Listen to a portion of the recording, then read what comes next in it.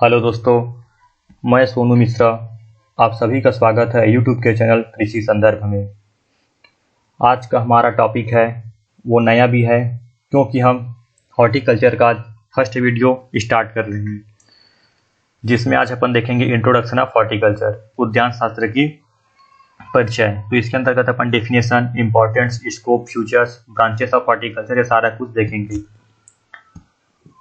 इसके बाद अपन नेक्स्ट बनाएंगे हॉर्टिकल्चर में video nursery management and importance, then kitchen gardens and planning of orchid. Next video हमारा यही रहेगा। आज का जो हमारा टॉपिक है हॉर्टिकल्चर से वो है इंट्रोडक्शन। तो आप स्टार्टिंग से अंत तक वीडियो को बिना स्किप किए देखिएगा, और जो इस चैनल में नए हैं वो सब्सक्राइब करिएगा। अपन जितने भी है हॉर्टिकल्चर, एग्रोनॉमी के अंतर्गत क्रॉप प्रोडक्शन जितने भी हैं, सॉइल साइंस है, क्रॉप फिजियोलॉजी है या एनिमल हस्बेंड्री हो, वो सारा कुछ अपन धीरे धीरे कवर करेंगे। क्लियर? तो ज़्यादा समय ना लेते हुए आज का जो हमारा टॉपिक है इंट्रोडक्शन ऑफ हॉर्टिकल्चर, वो में अपन स्टार्ट करते हैं, जिसमें हमारा फर्स्ट आता है इंट्रोडक्शन। इंट्रोडक्शन में हमारा पहला पॉइंट है India is the 7th largest country in the world with a total geographical area 328.73 million hectare and has second largest population 121 crore after China।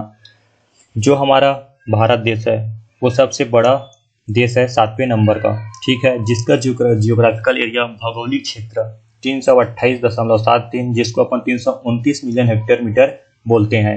Clear? अगर हम आबादी की बात करें तो चाइना के बाद सेकेंड नंबर का जो आबादी है वो सबसे ज़्यादा भारत का है। सेकेंड आता है the total arable land available in 144 million hectare, of which 70% is under rainfed cultivation. हमारे पास टोटल जियोग्राफिकल एरिया है 329 मिलियन हेक्टेयर मीटर, जिसमें से 144 मिलियन हेक्टेयर मीटर में अपन खेती करते हैं, और जो 144 मिलियन हेक्टेयर मीटर है उसमें से जो 70% एरिया है वो रेनफेड कल्टीवेशन है, यानी कि वर्षाधारित खेती किया जाता है। बचा जो 30% है वो अपन इरीगेटेड कल्टीवेशन, मतलब सिंचाई के द्वारा अपन लोग खेती करते हैं। क्लियर? थर्ड आता है around 55 to 60% of the total population depends on agriculture and allied activities. जितना हमारा आबादी है 121 करोड़, उसमें से 55 से 60%, 55 से 60% आबादी आज भी डिपेंड है, आधारित है एग्रीकल्चर पर, कृषि पर और एलाइड सेक्टर पर। फिर आता है the term horticulture used in 17th century. जो हमारा हॉर्टिकल्चर शब्द है पहली बार वो 17वीं शताब्दी में यूज किया गया था। लास्ट पॉइंट आता है फिर हमारा first horticulture book published in India related to litchi crop. Bharat देश में उद्यान शास्त्र से रिलेटेड पहला जो बुक प्रकाशित हुआ था वो हुआ था लीची क्रॉप के ऊपर, याद रखना। फिर आता है हमारा the term horticulture is divided from the Latin word. Hortus means होता है गार्डन एंड कल्चूरा मीन्स होता है कल्टीवेशन। हॉर्टस मतलब अपन गार्डन, गार्डन से क्या समझते हैं, अपन गार्डन देखते हैं वहाँ फूल भी लगा होता है, फ्रूट्स भी लगा होता है, सब्जी भी लगा होता है, उन सभी का खेती करने की जगह उसको बोलते हैं हॉर्टस, यानी कि हॉर्टिकल्चर। क्लियर? फिर आता है definition of horticulture. At present the horticulture may be defined as the science and techniques. जो हमारा हॉर्टिकल्चर है, उद्यान शास्त्र है, वह एक विज्ञान और टेक्निक है। क्या क्या चीज़ के लिए साइंस और टेक्निक है? प्रोडक्शन करने के लिए, प्रोसेसिंग करने के लिए, मर्चेंटाइजिंग की। और किसका किसका पहले प्रोडक्शन, प्रोसेसिंग एंड मर्चेंटाइजिंग करेंगे? तो फ्रूट्स का, वेजिटेबल्स का, फ्लावर का, स्पाइसेस का, plantation, medicinal and aromatic plants का। फिर सेकंड डिफिनेशन आता है horticulture is a science which deals the systematic way of cultivation of fruits, ornamental plants, vegetable and flower. जो हमारा हॉर्टिकल्चर उद्यान शास्त्र है वह एक विज्ञान की शाखा है, जिसके अंतर्गत शाक भाजी तथा फलों एवं सजावट वाले पौधों एवं पुष्पों की खेती का क्रमबद्ध अध्ययन किया जाता है। उसी को अपन हॉर्टिकल्चर उद्यान शास्त्र कहते हैं। क्लियर हुआ? फिर देखते हैं अपन ब्रांचेस ऑफ हॉर्टिकल्चर। अगर हम ब्रांच की बात करें तो मुख्य रूप से 4 ही है, लेकिन हम अपन 8 प्रकार की ब्रांच पढ़ेंगे। लेकिन पूछा जाए कितनी ब्रांचेस है तो 4 ही बताना। कौन कौन सी? Pomology, olericulture, floriculture and post harvest technology. Clear? पहला आता है पोमोलॉजी। पोमोलॉजी के अंतर्गत हम फ्रूट्स क्रॉप की कल्टीवेशन करते हैं, जैसे कि सेब, केला, पपाया, एप्पल, इसका। फिर होता है ओलेरीकल्चर, इसके अंतर्गत अपन वेजिटेबल्स का खेती करते हैं, टमाटर, मिर्च, बैगन, ये सारा कुछ ओलेरीकल्चर के अंतर्गत खेती किया जाता है। फिर आता है फ्लोरिकल्चर, जब हम फूल की खेती करते हैं तो उसको अपन बोलते हैं फ्लोरिकल्चर। गेंदा हो गया, जास्मिन हो गया, ग्लेडियोलस हो गया, ये सारा कुछ। गुड़हल। पोस्ट हार्वेस्ट टेक्नोलॉजी, अब अपन फ्रूट उगा लिए, वेजिटेबल उगा लिए, फ्लावर उगा लिए। अब उसका हार्वेस्ट होने के बाद उसको अपने को ग्रेडिंग करना होता है कि कौन सबसे अच्छा है, कौन मीडियम है, कौन माइनर है। देन उसका पैकेजिंग करते हैं, उस हिसाब से पैकेजिंग करने के बाद उसका स्टोरेज करते हैं। अपन धान वान लगाते हैं, कटाई करने के बाद, थ्रेसिंग करने के बाद उसको स्टोरेज करते हैं, मंडी ले जाके बेच देते हैं या घर में रख देते हैं, वैसे इसको स्टोरेज करते हैं। देन इसका प्रोसेसिंग करेंगे, प्रोसेसिंग करने के बाद वैल्यू एडिशन। वैल्यू एडिशन का मतलब कुछ फ्लावर है जिसका अपन लोग परफ्यूम वगैरह में बना लेते हैं, कुछ ऐसे फ्रूट्स है जिसका उपयोग अपन लोग कैंडी बनाने में, अचार बनाने में एंड जूस बनाने में उपयोग करते हैं। इसका वैल्यू एडिशन करके देन मार्केटिंग में सेल किया जाता है, उसको बोलते हैं अपन लोग पोस्ट हार्वेस्ट टेक्नोलॉजी। क्लियर। अब आता है 5th नंबर पे प्लांटेशन क्रॉप। अगर हम कोकोनट, अरेकनट, रबर, कॉफी, टी, वो प्लांटेशन क्रॉप के अंतर्गत आता है। स्पाइसेस, जब हम मसालेदार या मसालों की खेती करते हैं, कार्डेमन, पेपर, नटमेग, इसका तो स्पाइसेस क्रॉप होता है। मेडिसिनल एंड एरोमेटिक, जब हम औषधीय और सुगंधित क्रॉप लगाते हैं तो उसका अपन मेडिसिनल एरोमेटिक क्रॉप के अंतर्गत रखते हैं। 8 नंबर पर आता है प्लांट प्रोपगेशन। इसके बगैर हॉर्टिकल्चर अधूरा है। प्लांट कोई भी मतलब क्रॉप ही अधूरा है अगर प्लांट प्रोपगेशन ना हो तो। पौध प्रवर्धन। क्लियर। फिर नेक्स्ट आता है इंपॉर्टेंस ऑफ हॉर्टिकल्चर, कि उद्यान शास्त्र की क्या महत्व है। तो देखते हैं, पहला आता है horticulture crop contribute the national income. क्या होता है, हमारा जो फ्रूट रहता है, वेजिटेबल रहता है, फ्लावर रहता है, उसका जो वैल्यू होता है वो हाई होता है। और जब हम ये चीज़ एक्सपोर्ट करते हैं तो उनसे अपने को मुद्राएं ज़्यादा मिलती है, जिससे हमारा नेशनल इनकम इंक्रीज होती है। हमारा जो हॉर्टिकल्चर है वो अकेले 23% जीडीपी में कंट्रीब्यूट करती है। ठीक है, टोटल जीडीपी पूछे, ग्रॉस डोमेस्टिक प्रोडक्ट, सकल घरेलू उत्पाद, तो 23% कंट्रीब्यूट करता है। कौन? हॉर्टिकल्चर क्रॉप अकेले। सेकंड आता है high production per unit area. अगर हम राइस की बात करें तो वह 4 से 5 टन प्रति हेक्टेयर यील्ड देता है। वहीं पे अगर अपन मैंगो की बात करें तो 18 से 19 टन प्रति हेक्टेयर देता है। अगर हम बनाना की बात करें तो 40 से 45 टन प्रति हेक्टेयर देता है। वहीं पर अगर टमाटो की बात करें तो 50 से 60 टन प्रति हेक्टेयर देता है, जिसका per unit area high production ले सकते हैं। Clear, as compare to cereal crops. फिर थर्ड आता है एम्प्लॉयमेंट जनरेशन। मतलब अगर हम सीरियल क्रॉप लगाते हैं तो हमें कम मजदूरों की आवश्यकता होती है, लेकिन हम हॉर्टिकल्चरल क्रॉप लगाते हैं, सब्जी लगाते हैं, तो अपने को ज़्यादा लेबर की जरूरत होती है, जिससे एक एम्प्लॉयमेंट जनरेशन होता है। क्लियर। फिर फोर्थ आता है effective utilization of waste land through cultivation of hardy fruits and medicinal plants. देखते हैं, जब हमारा जमीन उबड़ खाबड़ है, अनडुलेटिंग है, वहां पर हम अधिकतर क्रॉप कल्टीवेशन नहीं कर सकते, खाद्यान्न फसल नहीं लगा जाते हैं, तो ऊंच स्थान पर अपन लोग आंवला, बेर, मैंगो, टर्मरिट, जामुन इत्यादि चीज लगा करके हम उस भूमि का उपयोग भी कर सकते हैं जो खाली पड़ा है। तो इससे अपन जो इफेक्टिव यूटिलाइजेशन होता है वेस्ट लैंड का हॉर्टिकल्चर क्रॉप के जरिए। फिर होता है सेविंग मनी। सेविंग मनी से क्या मतलब है, जब हम किचन गार्डन लगाते हैं, घर के पीछे अपन छोटा सा बाड़ी रहता है, उसमें अपन देखते हैं कुछ सब्जी लगा देते हैं, कुछ उसमें फूल लगा देते हैं, कुछ अपन फ्रूट्स भी लगा देते हैं, जिससे अपने को पैसा की बचत होती है। अगर हम मार्केट जाते हैं तो वही रेट अपने को महंगे में मिलता है, अगर हम घर में लगाते हैं तो पैसे की बचत होती है, साथ ही साथ अपने को फ्रेश एंड ओरिजिनल चीज मिलता है। क्लियर हुआ। फिर आता है 6th पॉइंट इंडस्ट्रियल यूसेज।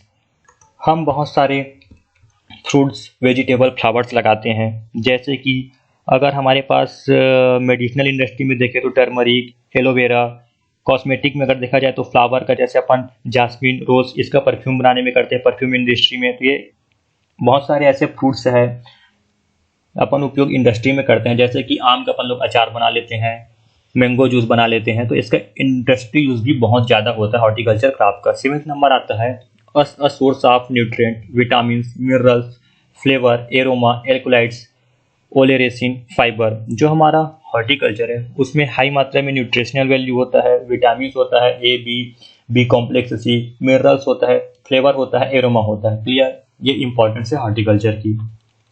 अब हमारा आगे आता है features of horticulture. Features of horticulture में हमारा फर्स्ट पॉइंट है horticulture produce are mostly utilize in the fresh state and are highly perishable. जो हमारा बागानी उत्पाद होता है वो ज़्यादातर ताज़ा अवस्था में उपयोग किए जाते हैं और अत्यधिक खराब होने वाले होते हैं। जैसे कि अपन देखते हैं कुछ अपन फ्रूट्स लाते हैं, कुछ अपन सब्जी लाते हैं, तो उसको अगर अपन तुरंत उपयोग करते हैं तो ठीक है, अगर नहीं करते 2-4 दिन देखें तो ख़राब हो जाता है। तो जो अपन हॉर्टिकल्चर है उसको ताज़ा अवस्था में उपयोग किया जाता है और अत्यधिक समय पर रखने पर वो ख़राब हो जाता है। ये उसका फीचर्स होता है। सेकंड होता है horticulture crop need intensive cultivation requiring a large input of capital labour and technology per unit area. अगर हम हॉर्टिकल्चर लगा रहे हैं तो हमें इंटेंसिव यानी सघन खेती की आवश्यकता पड़ती है। अपन वहीं पे आम लगा दिए, कहीं पे हल्दी लगा दिए, कहीं पे धनिया लगा दिए, कहीं पे ऐसे अपन इंटेंसिव यानी सघन करते हैं, तो इसके ऊपर अपने को लार्ज इनपुट कैपिटल यानी पैसे की ज़्यादा आवश्यकता पड़ती है, अपने को लेबर भी लगता है, फिर अपने को टेक्नोलॉजी जो प्रौद्योगिकी के बड़े पैमाने पर जो इनपुट की जरूरत होती है। फिर आता है third cultural operation like propagation training pruning and harvesting are skilled and specified to horticulture crop. मतलब हॉर्टिकल्चर क्रॉप की एक मुख्य विशेषता है वो है प्रोपगेशन करना, फिर उसको ट्रेनिंग प्रूनिंग करना, देन हार्वेस्टिंग करना। तो इसके लिए अपने को एक शिक्षित व्यक्ति की आवश्यकता होती है, वही उसको ट्रेनिंग प्रूनिंग काट छाट की काम कर सकता है। फिर आता है fourth horticultural produce are rich source of vitamin and mineral and alkaloid. जो हमारा हॉर्टिकल्चर क्रॉप होता है उसमें बहुत ज़्यादा मात्रा में विटामिन मिनरल्स और एल्कोलाइड्स पाया जाता है।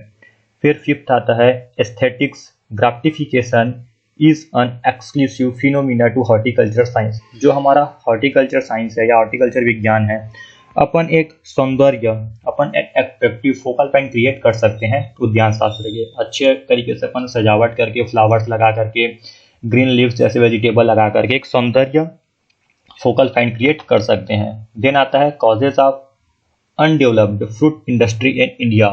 अगर हमारे भारत देश में फल उद्योग के पिछड़ा होने के क्या क्या रीज़न है, तो फर्स्ट रीज़न ये है कि स्मॉल साइज ऑफ होल्डिंग। जो हमारा अधिकतर किसान है उसके पास जो ज़मीन है वो छोटे है, स्मॉल साइज में है, तो इस कारण से उसमें फ्रूट इंडस्ट्री अपन क्रिएट नहीं कर सकते। सेकंड होता है यूज़ ऑफ इन्फीरियर वेराइटी, मतलब घटिया किस्मों का प्रयोग। अगर हम कुछ किस्म लेते हैं, नर्सरी लेते हैं, तो वो अपन डैमेजिंग अगर मिल जाता है, उसका जो यील्ड है वो कम है, तो इस केस में जो फूड इंडस्ट्री है वो पिछड़ जाता है। फिर होता है इम्प्रॉपर डिस्टेंस। अपन यहाँ पे कोई भी क्रॉप लगाना होता है तो एक स्पेसिफिक डिस्टेंस होता है, दूरी होता है, plant to plant, row to row. उसकी अज्ञानतावश अपन हम जो undeveloped fruit industry in India है, यानी कि जो फल उद्योग में पिछड़ा होने का एक कारण ये भी है। फिर होता है इनसफिशिएंट मैन्योरिंग, मतलब उचित खाद की कमी। हमारे पास पर्याप्त मात्रा में खाद न होने के कारण हम जो फ्रूट वेजिटेबल्स या फ्लावर्स लगाए हैं वो उत्पादन नहीं मिलता। फिर होता है पुअर मेथड्स ऑफ इरिगेशन, सिंचाई की उचित साधन न होना। पुअर मेथड्स ऑफ कल्टीवेशन, मतलब हम जो खेती कर रहे हैं उसमें कमी होना या घटिया तरीके से खेती करना, मतलब साइंटिफिक रूप से खेती न कर पाना। फिर होता है lack of pruning and training, मतलब कटाई छटाई की कमी होना या सही से कटाई छटाई की क्रिया उस पौधे को न कर पाना, ये भी एक कमी है। लैक ऑफ कोल्ड स्टोरेज, अपन देखते हैं जो हमारा हॉर्टिकल्चरल क्रॉप होता है वो तुरंत खराब होने वाला होता है, तो अपन उसको रखने के लिए एक उचित व्यवस्था नहीं है। फिर आता है डिफिकल्टी इन मार्केटिंग, अपन कोई चीज़ हार्वेस्ट कर दें तो सडन उसको मार्केटिंग व्यवस्था नहीं हो पाता है, तो यह भी एक समस्या है जो मार्केटिंग फैसिलिटी नहीं है। फिर आता है लैक ऑफ ट्रांसपोर्टेशन, अगर हम कहीं दूर पे खेती कर रहे हैं गांव वगैरह में, तो जो ट्रांसपोर्टिंग है, यातायात का उचित प्रबंधन न होना, एक यह भी कारण है भारत में फल उद्योग के पिछड़ा होने का कारण। Clear, thank you. हमारा जो नेक्स्ट वीडियो आएगा वो आएगा ऑर्चिड प्लानिंग, देन आएगा nursery and it's management. Clear, उम्मीद करता हूँ आज का वीडियो इंट्रोडक्शन ऑफ हॉर्टिकल्चर पसंद आया हो और इसे अधिक से अधिक अपने दोस्तों तक पहुँचाओ। जो नए हैं वो लाइक करें, सब्सक्राइब करें। अपन सीक्वेंस से सिलेबस वाइज चलेंगे, ठीक है। Thank you.